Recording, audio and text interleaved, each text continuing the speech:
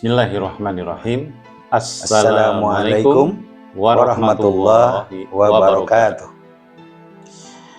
Sahabat pencerah hati, alhamdulillah kita berjumpa kembali dalam ruang jiwa dan renungan iman. Tema kita pada hari ini sangat dekat dengan setiap insan, ialah taubat seorang hamba. Sudah hadir guru yang kita hormati, Ustadz Dr. Andes Haji Didin Khairuddin. Assalamualaikum Ustadz. Waalaikumsalam warahmatullahi wabarakatuh. Terima kasih Mas Ibrato. Semoga Allah merahmati kita semua yang sedang meniti jalan taubat kita kepada Allah Subhanahu wa Ta'ala. Amin, amin, amin. Ustadz, banyak orang merasa malu atau takut untuk bertaubat karena merasa dosanya terlalu besar. Apa makna sebenarnya dari taubat dalam Islam itu? Alhamdulillah, terima kasih Mas Ibrato. Taubat itu kata dasarnya adalah kembali. Taubat itu kembali, ya. Kembali kepada Allah Subhanahu wa Ta'ala setelah jauh dan tersesat. Allah Subhanahu wa Ta'ala berfirman, bertaubatlah kalian semua kepada Allah, wahai orang-orang yang beriman, agar kalian beruntung. Ya. Ini dalam Al-Quran surat An-Nur ke-31. Sehingga taubat itu bukan hanya untuk orang yang durhaka saja. Taubat itu bukan untuk orang yang berdosa saja. Tapi taubat itu untuk setiap hamba yang ingin membersihkan hatinya. Jadi dengan taubat itu hatinya menjadi lebih bening, lebih suci, lebih bersih. Sehingga dia bisa memperbaharui hidup dan kehidupannya. Ya. Jadi bukan karena dia merasa berdosa bertobat, mungkin barangkali dia juga, dalam kacamata dia, dia tidak merasa melakukan dosa, tapi dia ingin bertobat untuk membersihkan dirinya itu. Betul, itulah yang dicontohkan oleh baginda Rasulullah Shallallahu Alaihi Wasallam. Ya. Di mana Rasulullah itu maksum, artinya maksum itu dilindungi oleh Allah dari perbuatan dosa. Padahal kita sama-sama mengetahui bahwa Rasulullah itu istighfarnya saja minimal itu 100 kali dalam satu hari. Padahal tidak berdosa. Dan istighfar itu adalah kalimat taubat. Untuk apa istighfar itu dilakukan oleh baginda Rasul? Salah satunya adalah untuk senantiasa membersihkan hati, menjadi hati yang nyaman, hati yang tentram, hati yang bening. Ya. Baik. Apakah benar Ustadz bahwa sebesar apapun dosa kita, Allah tetap membuka pintu taubat? Betul sekali Mas Haji. Dan inilah yang membedakan Islam dengan sistem keyakinan lainnya. Ya. Allah Maha Pengampun. Innallaha ghafurur rahim. Ya.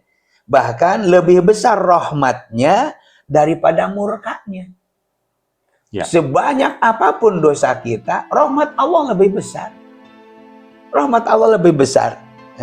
Begitu difirmankan dalam surat Az-Zumar ayat ke-53. Wahai hamba-hambaku yang melampaui batas terhadap diri mereka sendiri, jangan kalian berputus asa dari rahmat Allah. Ya. Sesungguhnya Allah mengampuni dosa-dosa semuanya. Semuanya. Jangan biarkan masa lalu membuat kita putus harapan. Selama kita mau kembali, selama kita mau bertobat, selama kita mau istighfar, Allah akan menyambut dengan cinta kepada kita. Masya Allah. Baik Ustadz, jika seorang ingin bertaubat, apa saja syarat agar taubatnya diterima oleh Allah? Syarat agar taubat itu diterima oleh Allah Subhanahu wa Ta'ala minimal ada 3 hal. 3 syarat utama yang ini disampaikan oleh para mu'alim, para ulama. Yang pertama, orang bertobat itu harus memiliki rasa menyesal. Ya. Menyesal berbuat zina, menyesal berbuat zalim, pokoknya semua kesalahannya dia menyesali dosa. Dengan apa? Dengan sungguh-sungguh. Ya. Dia menyesal. Kenapa saya tergoda oleh godaan setan itu? Menyesal. Yang kedua, berhenti dari perbuatan dosa tersebut. Jadi jangan hatinya menyesal, tapi dosa masih dilakukan. Menyesal itu urusan perasaan dan fisiknya berhenti dari perbuatan itu. Kalau biasa dia misalnya ghibah, membicarakan kejelekan orang, ya berhenti. Jauhi orang yang suka ngajak ghibah, itu dijauhi, ditinggalkan saja. Dan yang ketiga, berjanji tidak akan mengulangi lagi. Berjanji kepada siapa? Kepada diri sendiri dan kepada Allah Subhanahu wa Ta'ala. Ya. Jika dosanya berkaitan dengan hak Bani Adam, hak orang lain, maka ada syarat yang keempat. Sesama manusia, apa? Mengembalikan haknya atau meminta maaf. Misalnya ada barangnya yang kita ambil, maka salah satu syarat taubat itu mengembalikan barang itu. Maaf, ini barangkali menjadi kasus buat kita lah nasional. Banyak maaf orang-orang yang korupsi. Orang yang korupsi itu mengambil uang rakyat, dana rakyat, tidak cukup dengan saya menyesal, saya sudah korupsi. Dikembalikan nggak tuh uangnya? Artinya harus dikembalikan. Harus dikembalikan, karena syarat yang keempat itu agar taubat itu diterima oleh Allah Subhanahu wa Ta'ala, kembalikan barangnya. Baru itu taubatnya diterima oleh Allah Subhanahu wa Ta'ala. Bukan hanya sekedar meminta maaf. Dan Rasulullah SAW bersabda, orang yang bertaubat dari dosa seperti orang yang tidak berdosa sama sekali. Riwayat Ibnu Majah. Baik. Ada kisah nyata atau hadis yang menggambarkan keindahan taubat itu? Ada salah satu di antaranya, kita ingat kisah yang terkenal. Ya. Ada orang yang telah membunuh 99 orang. Menghilangkan 99 nyawa. Kemudian dia datang ke seorang rahib, bertanya, apakah saya masih bisa diampuni? Oh, ini udah terlalu banyak, maka dibunuh lagi. Genaplah dia menjadi 100. Tapi dia menyesal, lalu mencari jalan taubat. Dan ketemulah dengan salah seorang muallim. Di ujung, kalau kamu mau bertobat, datanglah ke satu tempat untuk bisa membersihkan diri. Dan akhirnya menuju tempat pertobatan itu dia meninggal dunia. Sampai disitulah ada riwayat malaikat berbeda pendapat. Apakah si orang ini ahli surga atau ahli neraka? Maka diputuskanlah oleh Allah Subhanahu wa Ta'ala, hitunglah berapa jaraknya. Apa lebih dekat ke tempat maksiat atau lebih dekat ke tempat taubat? Dan ternyata setelah dihitung, dia sudah berjalan lebih dekat jaraknya ke tempat taubat daripada tempat maksiat.